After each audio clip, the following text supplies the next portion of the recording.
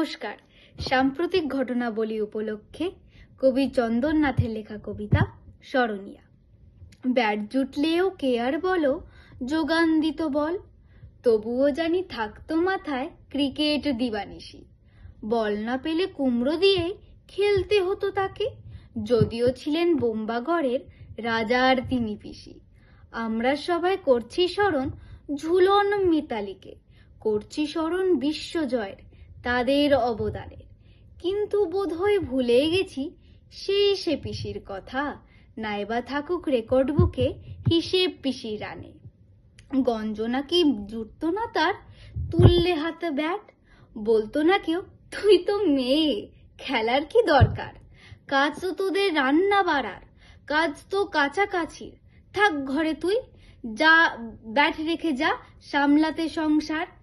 কিন্তু পিসি থমকে ঘরে পড়েননি তো ঢুকে, নিজের জেদে ক্রিকেট নিয়ে ছিলেন তিনি মেতে, চেয়েছিলেন তার মতনই সকল বাধা ঠেলে খেলুক ক্রিকেট হাজার মেয়ে মনের আনন্দেতে।